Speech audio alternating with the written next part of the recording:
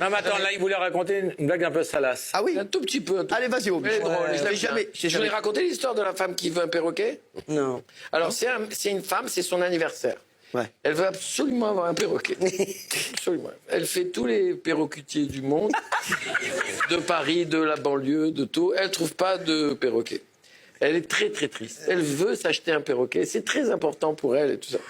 Et finalement, en rentrant chez elle, elle passe devant un buis horrible, un vieux perroquetier qui vend des vieux perroquets. Elle dit, bonjour monsieur, je voudrais m'acheter un perroquet, c'est mon anniversaire, c'est très important pour moi. Il fait, j'ai pas de perroquet.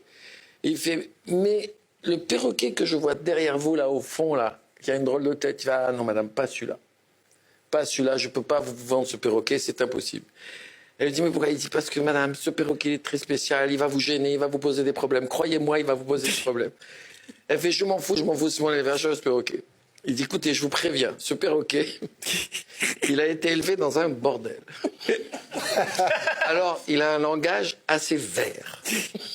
Elle fait, je m'en fous, je veux un perroquet. Elle rentre chez elle, elle met le perroquet sur son perchoir, elle se change pour aller faire la fête avec des copines, et à peine elle sort, elle est près de la porte, le perroquet fait, eh salaud, tu vas faire la fête, hein, tu vas te faire troncher. Hein.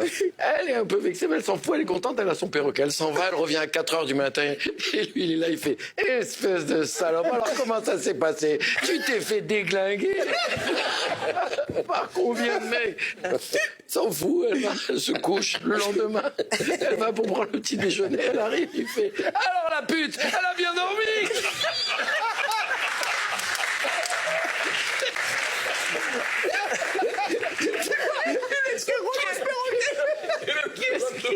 Qu'est-ce qui va te défoncer dans la journée?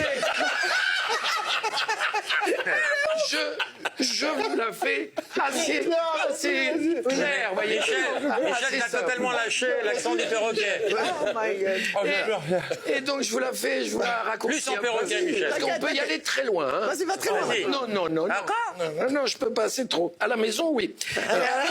Alors elle va, elle rentre le soir. Il fait, tu marches une drôle de manière.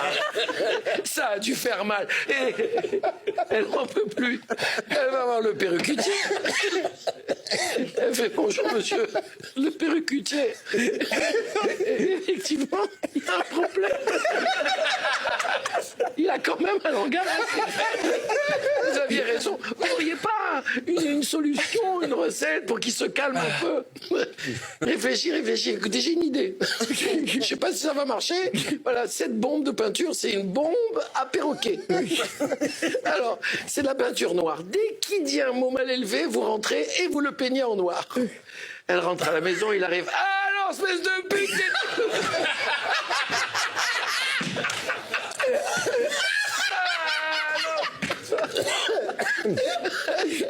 Comment ça s'est passé? Elle prend la bombe de peinture. Il est noir. Et à ce moment-là, il dit plus rien.